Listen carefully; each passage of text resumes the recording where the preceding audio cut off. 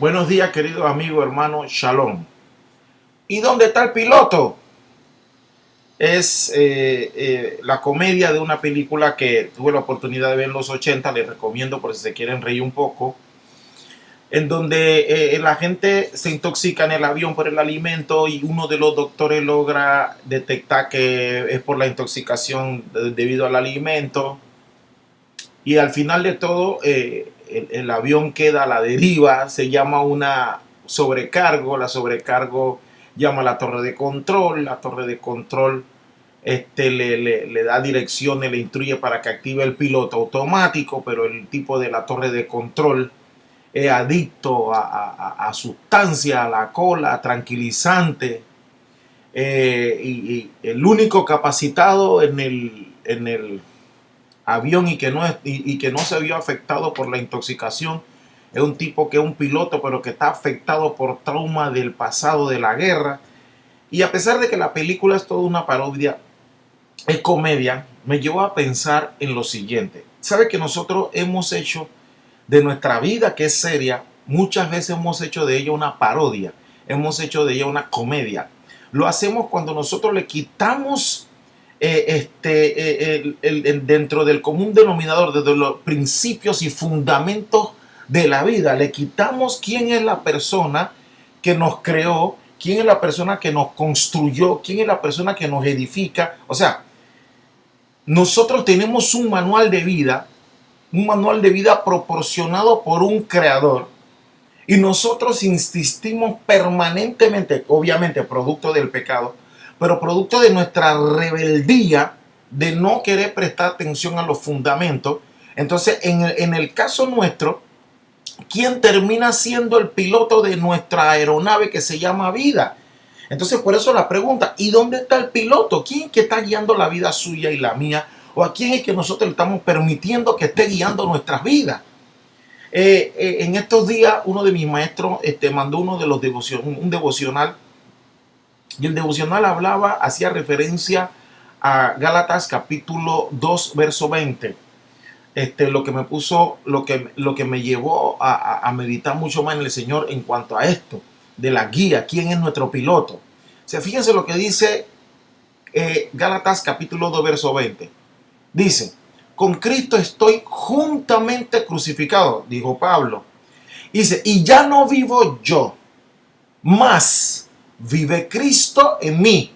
Y lo que ahora vivo en la carne, lo vivo en la fe del Hijo de Dios, refiriéndose a Jesús, el cual me amó y se entregó a sí mismo por mí. Entonces vamos a ver algunas cosas con relación a esta porción de la Escritura, de que en teoría Pablo lo que está diciendo ahí es: el piloto de mi vida es Cristo. Así que ya no vivo yo. Quien pilotea mi vida, quien guía mi vida en el despegue, durante el vuelo, durante el aterrizaje, es Cristo. Ya no soy yo, no vivo yo. Y dice más. Entonces, atención, dice: con Cristo estoy juntamente crucificado. Atención. ¿A qué se refiere Pablo cuando dice que está juntamente crucificado con Cristo? Entonces, ¿qué es lo que está juntamente crucificado con Cristo? Romanos capítulo 6, verso 1 al 14 nos va a dar de pistas de lo que Pablo nos quiso decir, nos dijo. Fíjense, Romanos capítulo 6, vamos del verso 1 al 14. Dice: ¿qué pues diremos? ¿Perseveraremos en el pecado para que la gracia abunde? Dice: en ninguna manera. Porque lo que hemos muerto al pecado, ¿cómo viviremos en él? ¿O no sabéis que todo lo que hemos sido bautizado en Cristo, atención, lo que hemos sido bautizado en Cristo Jesús, no en el nombre del Padre, Dios y del Espíritu Santo, lo que hemos sido bautizado en Cristo Jesús, hemos sido bautizados en su muerte? Después dice: porque somos sepultados juntamente con él para que la muerte por el bautismo, dice, para muerte por el bautismo, a fin de que como Cristo resucitó de los muertos por la gloria del Padre, así también nosotros andemos en nueva vida. Porque si fuimos plantados juntamente con él en semejanza de su muerte, así también lo seremos en la resurrección, de su resurrección. Sabiendo esto, que nuestro viejo hombre fue crucificado, ojo, nuestro viejo hombre fue crucificado juntamente con él para que el cuerpo del pecado sea destruido, a fin de que no sirvamos más al pecado, porque el que ha muerto ha sido justificado del pecado.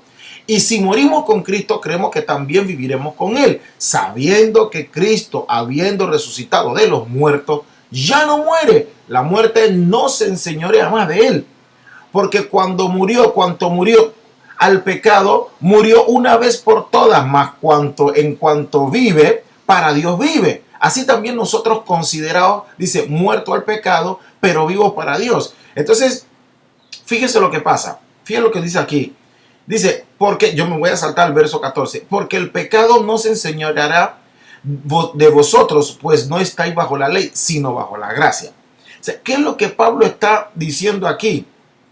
De muchas formas. Pablo está diciendo, lo que juntamente se crucificó con Cristo, cuando dice primero en Gálatas que ya no vivo yo porque estoy juntamente crucificado con Cristo, es el viejo hombre, ese viejo hombre pecador. Pero lo interesante de todo esto es que se refiere al pecado como singular, como uno. Y aunque nosotros cometemos muchos pecados, él habla de uno en particular. Y en eso quiero quiero compartir con ustedes algunas cosas. Primero, la palabra pecado aquí en singular es lo que usted generalmente y yo conocemos de lo que hemos escuchado en alguna prédica, en un estudio, como el pecado original. El que se da, el que fue el origen de él en el Edén con Adán y con Eva. ¿Ok? Entonces, cuando se refiere al pecado, nótese que hablan de manera singular, no dice pecado, sino pecado. Se refiere a eso. Entonces, esa palabra ahí es hamartía.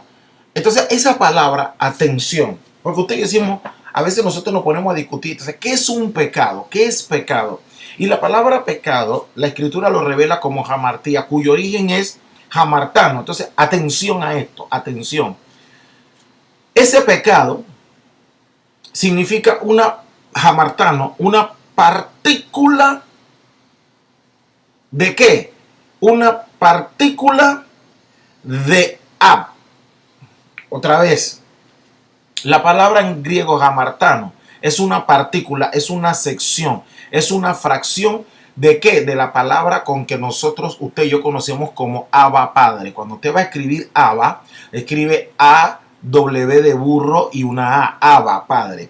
Y resulta que cuando dice hamartano se refiere a la parte negativa, a una parte de él, que sería ab, como decir, lo incompleto de papá. Ab es la primer palabra griega que viene de padre, es una partícula, viene de padre, ese es su origen, atención. Pero cuando habla de pecado, dice que su origen es la parte negativa, es lo negativo de lo que es la partícula del Padre. En otras palabras, lo que está diciendo es que ese pecado, que la palabra pecado, ese pecado porque en Cristo vino y se dio su vida por nosotros, se refiere a la parte negativa de Dios Padre, nosotros como una parte negativa de Él. Y ahora van a ver dónde va a aterrizar todo esto. Porque, y significa errar al blanco. Ahora atención, ¿cuál es esa parte negativa del pecado? O sea, yo soy una parte, usted y yo somos una parte negativa de nuestro Padre. Cuando pecamos, somos una parte, una fracción negativa de lo que representa al Padre, nuestro Abba, nosotros. Y es errar al blanco. ¿Qué blanco? Ok, fíjense lo que dice Hebreos capítulo 12 del 1 al 2. Nos va a ayudar a saber, a entender de qué blanco es de lo que estamos hablando. ¿De qué blanco estamos hablando? Atención.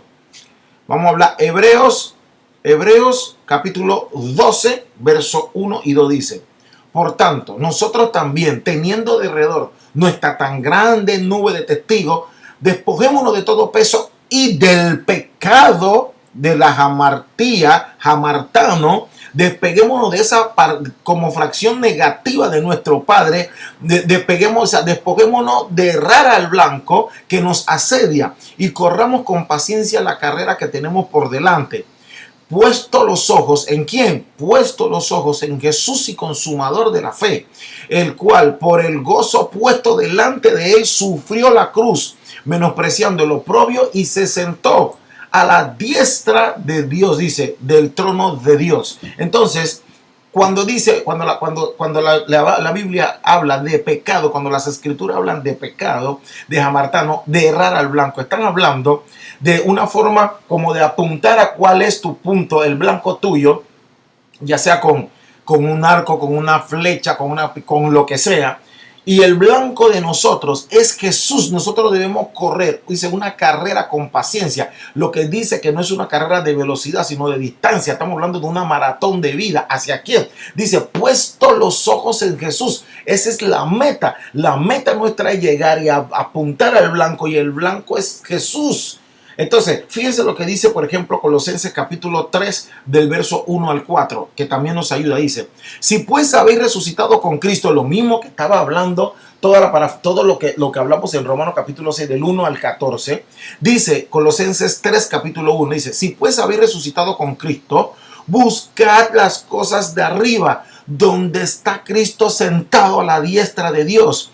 Poned la mira en las cosas de arriba. Ven, cuando Dios poned la mira, usted ve en tiempos modernos, cada vez que usted está hablando de cañones, de revólveres, de pistolas, de misiles, todo tiene una mira, un lugar en donde uno apunta al blanco, al objetivo. Y aquí la escritura dice en Colosenses capítulo 1, verso 2, dice, poned la mira en las cosas de arriba, no en las de la tierra, porque habéis muerto. Y dice, y vuestra vida está escondida con Cristo en Dios. Cristo dice, cuando Cristo vuelva, cuando Cristo, vuestra vida, se manifieste, entonces vosotros también seréis manifestados con Él en gloria. Entonces nosotros tenemos que poner nuestra mirada, puesto los ojos en Jesús, autor y consumador de la fe. Nosotros tenemos que poner nuestra mirada en las cosas de arriba, no en las cosas de la tierra. Entonces, ¿qué pasa? Cuando eso está sucediendo, que usted está poniendo, usted y yo poniendo las cosas, la mirada en otras cosas que no es lo de arriba y que no es Cristo, entonces, ¿quién es el piloto de su vida? O lo que es peor, a veces estamos en piloto automático y en la vida suya, ¿dónde está el piloto? ¿Quién está guiando? ¿Quién está llevando su vida? Entonces, atención, ese pecado original es la ramificación de ahí, como primer pecado, por decir original, viene de origen, lo que origina ese pecado, y todo pecado, cualquiera que usted le dé la gana, no es más que errar al blanco. Y el errar al blanco es hacer las cosas sin poner la mirada en Cristo Jesús. ¿Y sabe cómo se le llama eso? Se le llama desobediencia. No es el acto como tal de que, no, porque Eva tomó del fruto prohibido, le dio a Adán y Adán comió. Ese es el punto, o sea, el detalle específico de cómo fue que pecaron. Pero el pecado ahí fue la desobediencia a Dios, a no haber escuchado la voz de Dios. Y cuando usted no escucha la voz de Dios, significa que usted y yo no estamos haciendo la voluntad de Dios. Y el no hacer la voluntad de Dios significa que usted y yo lo que estamos haciendo es manteniéndonos en franca desobediencia. Y cuando usted es desobediente a las cosas de Dios, a los mandamientos de Dios, a las ordenanzas de Dios, a la gracia de Dios, a la voz de Dios, a las escrituras de Dios, entonces significa que usted, el piloto de su vida, ¿quién usted cree que es? Usted piensa que es usted, pero la pregunta es, ¿y dónde está el piloto? ¿Quién está dirigiendo su vida? Entonces no es risa, no es comedia. Nosotros a veces pensamos que Dios es el que está dirigiendo nuestra vida, pero nosotros tenemos que analizar fundamentos y principios básicos que la Escritura nos muestra para nosotros tener una idea más precisa de que nosotros necesitamos del Señor. Yo recuerdo que en ese devocional que mi maestro compartió con nosotros, con la Grey, hablaba de tres etapas, y mencionaba capítulo de Romanos capítulo 8, le invito a que usted lo lea en casa, pero hablaba de que el maestro decía, hay tres etapas aquí con relación a la santidad, que es la salvación, el servicio y la frustración e insuficiencia. ¿Por qué? Él decía la salvación porque ahí donde tú reconoces al Cristo, al que va a empezar a ser la guía de tu vida. Para allá no vives tú, vive Cristo. Él es el piloto de tu nave que se llama vida. Entonces uno reconoce eso en la salvación. Y después decía que la otra etapa de la santidad era el sacrificio, el servicio, que es donde nosotros vinimos aquí a servirle a Él, a hacer las cosas como para Él, porque fueron hechos por Él Él y para Él. Pero después en esa lucha que hay interna entre la carne y el Espíritu de Dios que vive dentro de nosotros, porque a eso se refería Pablo cuando decía, no vivo yo sino Cristo en mí, es el consolador, ¿me entiende? Ese que vive dentro de nosotros como que fue la promesa de Cristo antes de irse. Entonces viene unas frustraciones porque hay una lucha en lo que usted conoce comúnmente como que gente cae, que se levanta, que otra vuelve a caer porque pecamos. Entonces vivimos un constante arrepentimiento porque quien nos redarguye de pecado y quien nos convence de pecado es el Espíritu Santo. Por eso Pablo decía, ya no vivo yo sino Cristo. Me está diciendo, el piloto de mi vida es Cristo. Ya no vivo yo, ese piloto no sirve, ese piloto está intoxicado. Pero ¿qué es lo que pasa? En todo un conglomerado, en todo este sistema, por poner como ejemplo de la película y hablando de pilotos y de vuelo, en cualquier tipo de aeronave hay todo un equipo de personas trabajando porque están a sobrecargo, los de la torre de control, está el copiloto, están los ingenieros, los que construyeron el carro, el avión, los de mantenimiento. Hay todo un equipo que son importantes para que este avión que se llama vida despegue, y nosotros tenemos que utilizando eso como analogía, Cristo el piloto. Pero ¿qué resulta? Que Cristo es el que dota a todos nosotros del resto de los dones para poder ser sobrecargo en la atención a pasajeros, porque Él es copiloto, porque Él es ingeniero creador del avión, Él es todo. Entonces, fíjense lo que dice, por ejemplo, Colosenses, porque vamos a revelar un misterio. Hay muchos, pero hoy voy a concentrarme en solamente una porción de cosas que son fundamentales y básicas, que nos han sido mal enseñadas porque nosotros en nuestras propias ganas y nuestros deseos de hacer las cosas a nuestra manera y no a la manera del piloto, tenemos una pelea, porque a veces lo peor del caso es que estamos peleando con Jesús en la cabina diciéndole, yo voy a pilotearlo, y Jesús, déjame, yo lo controlo, yo sé, porque yo soy el constructor, las cosas se crearon por mí y para mí, yo sé cómo esto se maneja, tu vida la construí yo, tu vida la inventé yo soy quien sabe cómo dirigir tu vida, y nosotros peleando con Jesús en la cabina, y entonces se forma un caos de intoxicación que vamos a llamarle pecado, y la pregunta es, ¿y dónde está el piloto? Dice Colosenses capítulo 1, Colosenses capítulo 1. Vamos a leer del verso 15 al verso 22. Del verso 15 al verso 22. Pero antes de llegar con Colosenses, téngame paciencia en el amor de Cristo. Vamos a leer 1 Timoteo primero. 1 Timoteo capítulo 6 y el verso 10. Porque aquí nos va a dar mayor luz para poder aterrizar en los planteamientos que el Señor está compartiendo con nosotros. Fíjense bien. 1 Timoteo capítulo 6 verso 10 dice, porque la raíz de todos los males, y atención, porque hablamos del pecado original, el primero que es la desobediencia de no haber escuchado la voz de Dios. Por eso cuando Jehová aparece a Adán, le dice, el castigo es por cuanto escuchaste la voz de tu mujer, y diciéndole, hey, es que tú escuchaste a otro que no soy yo. Aunque ella es parte del equipo, tú estás escuchando la voz de ella por sobre la mía. Y usted tiene que estar claro cuando tú estás escuchando voces en la calle, voces en la radio, voces en la televisión, voces donde vaya, incluyendo su propia voz, si esa voz está por encima de la de Dios o no. Porque si Dios no le ha dicho nada y usted está haciendo las cosas que Dios no le ordenó y que van en contra de sus preceptos, ordenanza y lo que Él dice, lo que Él instruye, entonces estamos cayendo en desobediencia, en rebeldía, y estamos ofendiendo a Dios y estamos disparando a otra cosa que no es Jesús. Vamos a ir hacia el blanco, a la meta. Dice así, 1 Timoteo capítulo 6 verso 10, porque la raíz de todos los males es el amor al dinero, el cual codiciando algunos se extraviaron de la fe y fueron traspasados de muchos dolores. ¿Eso de dónde viene? Cuando Timoteo arranca, voy a empezar por ejemplo desde el verso 3, ahí mismo.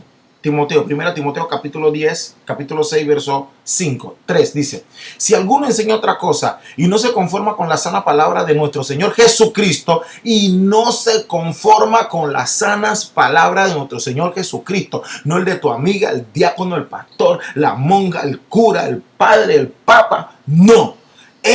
Si no se dice, aquí dice, y no se conforma con las sanas palabras de nuestro Señor, no importa quién lo diga, de parte de quién, o sea, no importa quién Dios te utilice para decirnos algo, pero si eso no es una palabra sustentada por la Biblia, por la Escritura, si no pasa por ese filtro, entonces ¿quién es que le está hablando a usted? ¿Quién está guiando su nave que se llama vida? ¿Dónde está el piloto?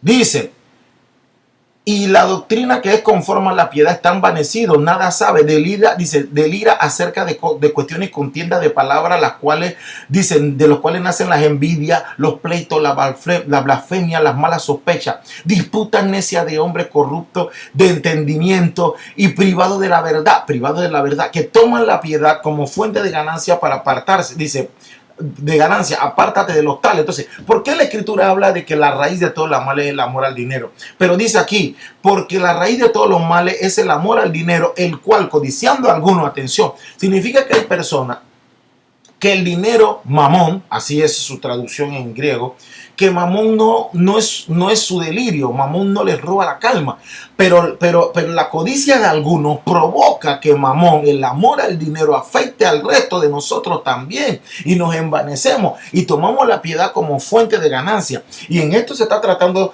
principalmente de gente que está en las iglesias y que está dejando de predicar cosas y está dejando de enseñar cosas por temor a que la membresía, parte de la membresía de la Grace, se le vaya, y entonces con ese temor de que no le van a llegar los diezmos y cómo se va a ver sustentado. Entonces quieren estar haciendo una serie de cosas en los púlpitos, una serie de cosas en las congregaciones para no meterse el problema en la Grace con las excusas de que, ay, pero uno tiene que ser amoroso, ay, pero uno tiene que tener ese espíritu de consuelo, ay, pero uno no puede atacar a los hermanos. Es que no se trata de ataque ni de juzgar, se trata de predicar la sana palabra de Jesucristo. Y si la sana palabra de Jesucristo te dice que tú eres feo, tú eres feo. Y si ella termina diciendo que tú eres pecador, tú y yo somos pecadores. Entonces, si yo me siento mal, es porque ahí algo está funcionando bien, porque Dios nos codificó algo que se llama conciencia. Y esa conciencia nos tiene que llevar a un arrepentimiento, a reconocer que Cristo es Señor y Salvador, que es una de las etapas de la santificación.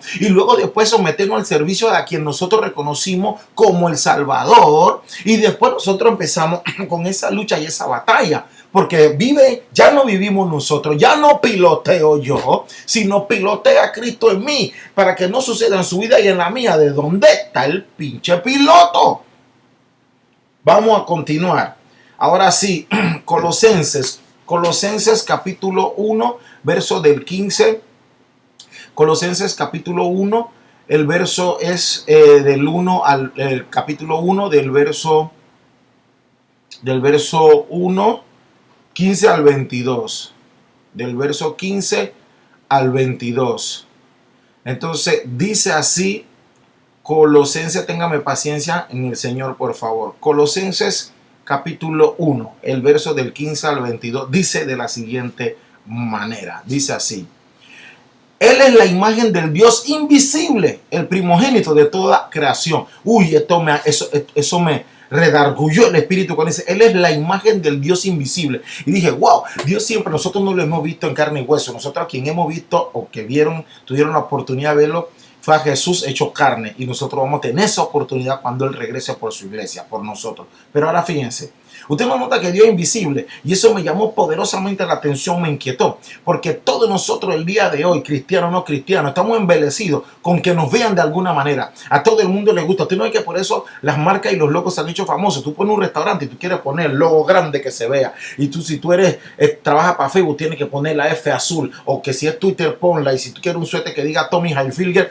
ya no te conformas con que esté la banderita, tiene que decir en grande Tommy Hilfiger, entonces te lo pone en el pecho. Entonces cuando tú tienes algo de marca, yo quiero que diga Nike, quiero que diga Adidas, Salvatore Ferragamo, yo quiero que mi carro tenga algo que se vea Toyota en grande, que se vea Hyundai, que se vea grande, que mi carro es nuevo. Entonces por eso te ve que la gente cada vez que sale de paseo, una tomadera en esos lugares que ahora han adoptado de poner como bienvenida, como una atracción del lugar, ponen los nombres. Entonces, República Dominicana, que Francia, que estoy en Nueva York, que estoy en Brasil, y es que estoy en donde sea que vaya. O sea, todo el mundo una montadera de fotos como para llamar la atención, para que me vean. Mira, ve, yo no soy invisible, véanme, yo estoy pasándola bien, yo la estoy jugando, mira, ve, yo estoy en grandes momentos. Entonces todo el mundo montando fotos. Me fui para Cuba, me fui para Puerto Rico, me fui para yo no sé dónde, y mira las calificaciones. Nunca tuvieron buena calificación ellos, pero los hijos son cuadronor. Entonces montan el boletín y ponen la cinta, y ellos no saben ni siquiera que un trinomio cuadrado perfecto,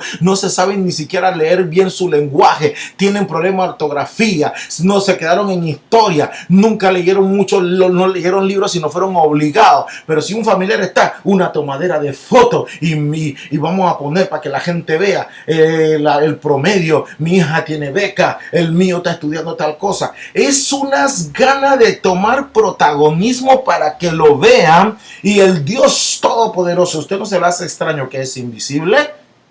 Pero no, usted y yo nos gusta que yo quiero unos lentes, pero quiero que aquí se vea que son Carrera, quiero que se vea que son Christian Dior, quiero que se vea que son Hermenegildo Armani, o sea, todos así. Y yo no, ¿y en qué escuela está tu hijo? Ah, no, mi hijo no está en esa escuela, mi hijo yo lo tengo metido en el Salesiano, y todo es así. Yo no voy a cualquier restaurante, este es mi restaurante favorito, como quien dice, oh, tú eres de una buena calidad de vida.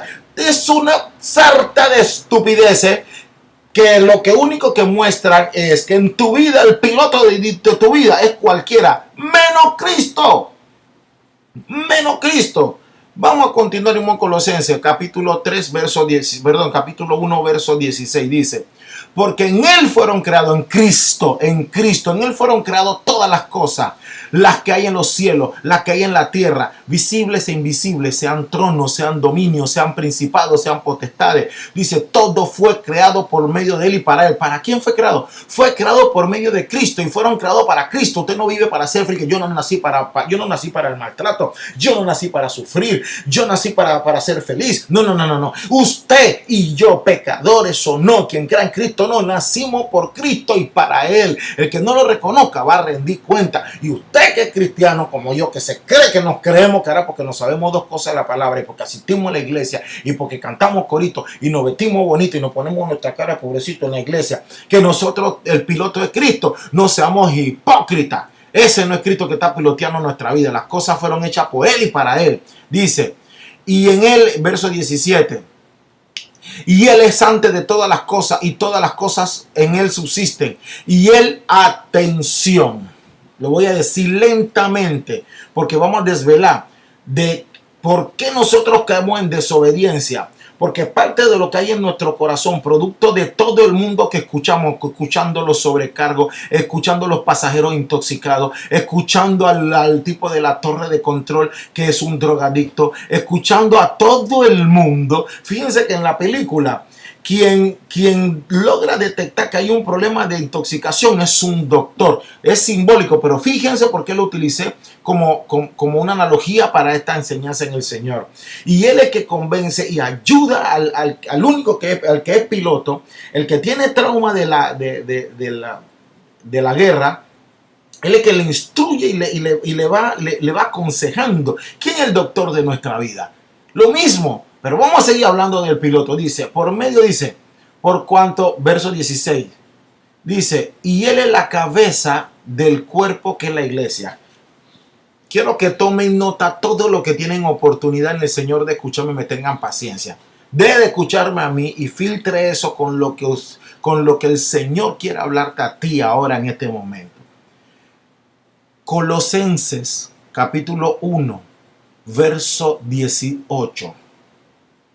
Y Él, refiriéndose a Cristo, es la cabeza del cuerpo que es la iglesia. Atención, la cabeza del cuerpo es Cristo. Quiere decir que el cuerpo es la iglesia. Y Él es la cabeza del cuerpo que es la iglesia. El que es el principio, el primogénito. Atención con el término, el primogénito, el primero de muchos, de otros, de entre los muertos, para que todo tenga la preeminencia en cuanto agradó al Padre, que en Él habitase toda plenitud. Atención, verso 20, y por medio de Él reconciliar consigo todas las cosas, uno de los ministerios a los que somos llamados. Así que las cosas que están en la tierra como las que están en los cielos, haciendo la paz mediante la sangre de su cruz. Y vosotros también, que erais en otro tiempo extraños y enemigos en vuestra mente, haciendo malas obras, ahora os ha reconciliado. ¿Quién? Cristo, en un cuerpo de carne por medio de la muerte, para presentaros santos, sí, sin mancha e irreprensible delante de él. Pero quiero que se queden con esto. En el verso 18 dice, porque dice, y él es la cabeza del cuerpo, que es la iglesia. Si Cristo es el cuerpo de la iglesia, él es la cabeza y la iglesia el cuerpo. Le invito a que lea ahora Primera de Corintios capítulo 11 y verso 3. Algo que a muchos no le va a gustar y que no es ¿cómo se llama? No es muy popular. Y a más de uno este tipo de enseñanza no les gusta. Primera de Corintios. Y vamos a leer el verso 11 y el capítulo 3. Dice y reza de la siguiente manera. Pero quiero que sepáis que Cristo es la cabeza de todo varón. Y el varón es la cabeza de la mujer. Y Dios es la cabeza de Cristo. Atención. Aquí dice, pero quiero que sepáis que Cristo es la cabeza de todo varón. Usted sabe lo que la Escritura está diciendo que no nos quieren enseñar, o que algunos se están haciendo los locos. Si Cristo es la cabeza del varón, y Colosenses capítulo 1, el verso 18 dice que Cristo es la cabeza de la iglesia, y donde la iglesia es el cuerpo, significa que cuando Cristo es la cabeza, el varón, el hombre macho, es el cuerpo. Significa, lo que la Escritura está diciendo es que el varón, el hombre, el macho, es la iglesia. Si Cristo es la cabeza de la iglesia y Cristo es la cabeza del varón, las Escrituras dicen que el varón es la iglesia. El piloto de la iglesia como cabeza es Cristo. El piloto del varón como cabeza es Cristo. Quien dirige al varón, quien dirige la iglesia es Cristo. Y la Escritura está haciendo un paralelismo y está equiparando para que usted y yo sepamos hoy que la iglesia es el varón. Ahora usted dice, wow, ¿cómo así el varón se volvió loco? Lo voy a repetir. Si Colosenses capítulo 1 verso 18 dice que Cristo es la cabeza de la iglesia y el cuerpo es la iglesia, y después en 1 Corintios capítulo 11 verso 3 dice, pero quiero que sepáis que Cristo es la cabeza de todo varón. Entonces está diciendo que el varón es la iglesia. Entonces fíjense, y después aquí dice, y el varón es la cabeza de la mujer. Entonces simbólicamente nosotros terminamos siendo un representante de Cristo entre la mujer, que es nuestro cuerpo. Y usted empieza a decir, y entonces ¿cómo hacemos esta melcocha para entender? Porque ahora viene un principio fundamental que nos están enseñando un montón de curas y un montón de pastores y un montón de gente enseñando. Y esto no lo quieren estar enseñando, promoviendo cosas que no son fundamentos, que no están fundamentados en la Escritura, inventando cosas que no son. Vamos suave, vamos suave. Esto no va a ser popular porque esto es una de las cosas que se está enseñando mal y donde la gente está incurriendo en mala enseñanza. Muchos son esa no es la intención, pero terminan enseñando mal y nos están enseñando cosas para desobedecer. Atención, se lo voy a repetir. Cristo, cabeza de la iglesia. Cristo, cabeza del varón. ¿Quién es la iglesia? El varón. ¿Qué papel desempeña la mujer cuando el varón es la cabeza de Cristo? Cuando el varón es la cabeza de la mujer. Ahí les va. ¿Qué pasa entonces con la mujer? Le voy a dar fundamento. Vamos a hablar de Biblia. Fundamento. Mateo. capítulo 19. Mateo capítulo 19. Vamos a leer del verso 1 al verso 6. Dice Mateo. Atención. De fundamento, vamos a leer la Biblia, lo que usted conoce como Biblia, la Escritura dice. Aconteció que cuando Jesús terminó estas palabras, se alejó de Galilea y fue a las regiones de Judea, al otro lado del Jordán. Verso 2, estamos en Mateo capítulo 19.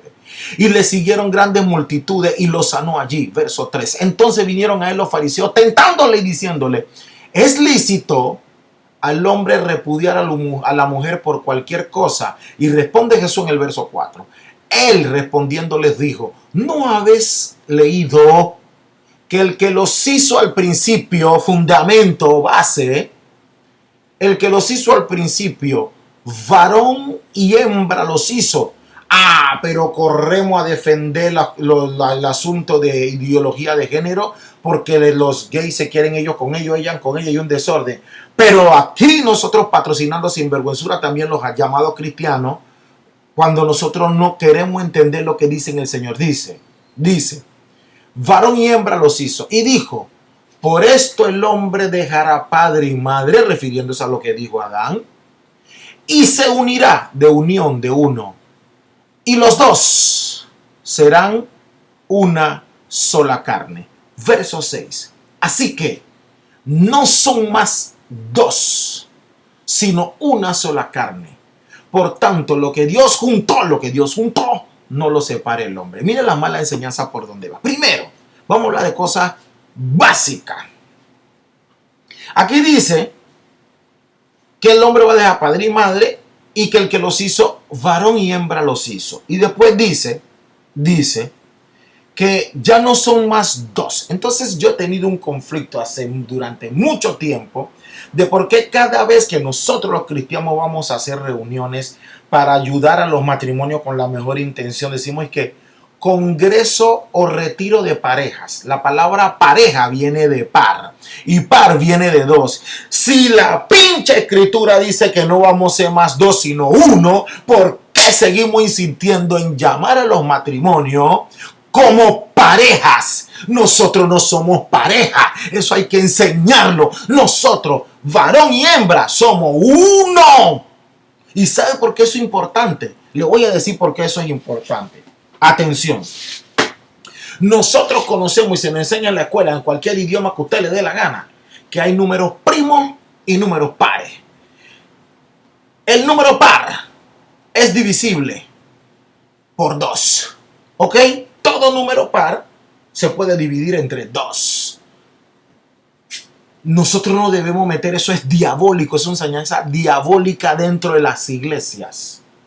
Porque, para que usted sepa, la diferencia ahora entre un número par y un número primo es lo siguiente. Un número primo, atención, es un número entero natural, un número primo, es un número entero natural que solamente, atención,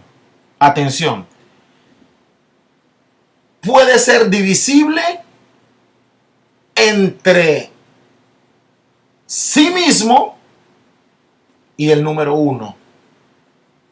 Los números pares son divisibles entre 2 y entre sí mismo. Los números primos, de donde viene la palabra primogénito, poniendo a Jesús como el primero en todo. El número primo es un número que puede ser dividido entre sí mismo y el número 1. Por ejemplo, 3 entre sí mismo, entre 3, y 3 entre 1. 5 entre 5, entre él mismo y entre 1. Se puede dividir. Pero usted sabe qué es lo curioso en todo eso. Que el número 1 no es considerado un número primo. Todos los números primos son primos a partir del número 3. El número 1, primero, no es impar. No es un número par, perdón. No es par. Porque ya no somos 2, somos 1. Y el número primo 1 no es considerado primo, solo impar. Otra vez se lo voy a decir lentecito. El número 1 es considerado impar. No hay par, no hay dos. Y no es considerado número primo, porque el número 1 solamente puede ser dividido entre él mismo. Esto es un fundamento básico que Dios nos da. Lo que significa que cuando la Escritura dice que lo que Dios juntó no lo separe el hombre, no son esas malas, equivocadas enseñanzas y que no lo separe el abogado, que no lo separe la zorra con quien estuvo él, o no lo separe el barbarazo que estuvo con ella, o que no. Se lo estamos achacando a otros. No. En el fundamento de la Escritura, cuando la Escritura dice que lo que Dios dice juntó no lo separe el hombre, se refiere a que si el número 1 solo puede ser dividido entre él mismo, se está refiriendo que los que no deben separar, que no lo separe el hombre, se refiere al varón y a la hembra de esa unión que Dios juntó, que son los únicos que lo pueden dividir. Ay, es que yo no estoy con mi marido porque él es un mujeriego borracho irresponsable. Es que yo no estoy con mi mujer porque ella es una puta adúltera. No. La Escritura no dice eso. La Escritura dice que lo que Dios juntó no lo separe el hombre. Y el hombre se está refiriendo al varón y a la hembra que Dios juntó, donde ya no van a ser más dos, sino una sola carne. Los únicos que pueden dividir uno son entre el varón y la hembra. Esos son. Entonces Dios le está ordenando que no los separen.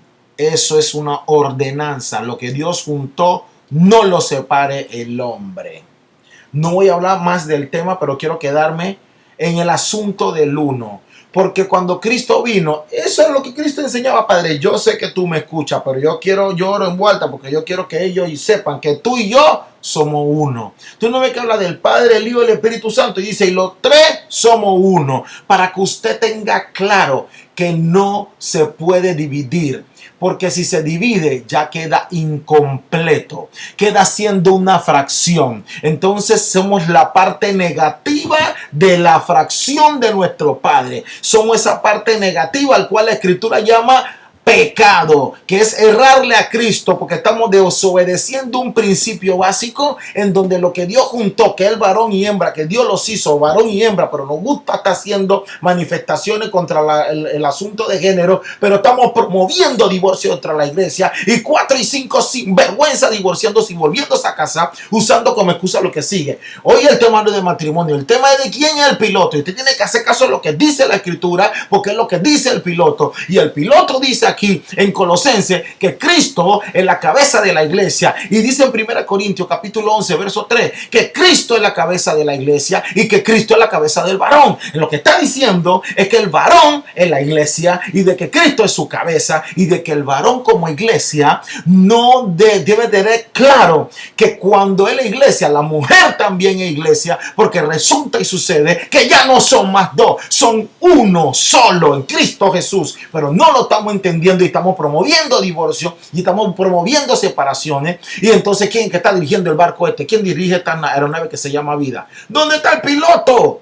Porque inventaron ahora los supermatemáticos que se dividen en mitad. Entonces hay canciones que en mi media mitad, eso es como que yo soy la mitad, mi esposa es la mitad y los dos juntos somos uno. Bien, es válido, pero quiero que sepa que cuando usted está partido en la mitad de uno, no está entero, está fraccionado, está incompleto. Y lo que Cristo vino a hacer es que cuando Él regrese, se va a casar ¿con quién? Con su iglesia, la que hoy es su novia, y la está preparando con un cuerpo nuevo que resucite en Él para poder tener la santidad necesaria y presentarse con un vestido sin mancha y casarse con Él en la boda del Cordero.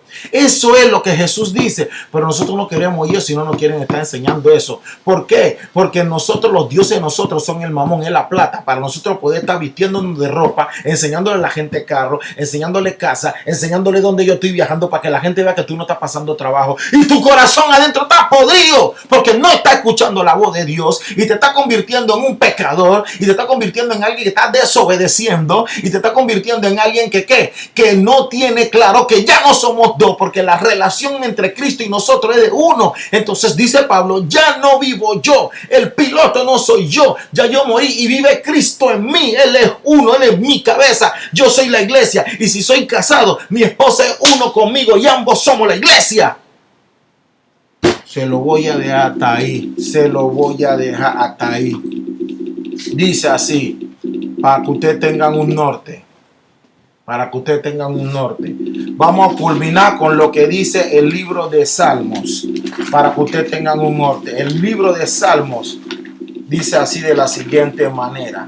Salmos, dice David decía en el libro de Salmos. El Salmos es el capítulo 43, verso 3, dice. Envía tu luz y tu verdad dice, estas me guiarán y me conducirán a tu santo monte, a tus moradas. Lo decía David como profeta anunciando la pronta llegada de nuestro Señor Jesús. Y cuando él dice, envía tu luz y tu verdad, se estaba refiriendo, hablando de Jesús, profetizando de Jesús, porque fue Jesús que dijo en Juan capítulo 8, yo soy la luz. Y fue Jesús que dijo a través de Juan en capítulo 14 verso 6, yo soy el camino, la verdad y la vida, nadie va al Padre si no es por mí. No ningún santo Atoshi, ni Huatalá, ni Yemayá, ni Changó, ni el cura, ni el santo cualquiera, ni Portobelo, y se van todos al infierno. Estamos hablando de Jesús, autor y consumador de la fe, a quien debemos dirigir nuestra mirada y hacer las cosas por Él y para Él, y es fundamento. Ya no somos dos, somos uno. El uno no se divide sino por Él mismo. Atención con las divisiones dentro de las congregaciones, dentro de las iglesias, dentro de los matrimonios. Eso es fundamento, para que no digan que tú andas por ahí dejándote pilotear por cualquiera. Y no digan, ¿dónde está el piloto? Usted pueda contestar, mi piloto es Cristo, porque ya no vivo yo, sino Cristo el piloto en mí. Shalom.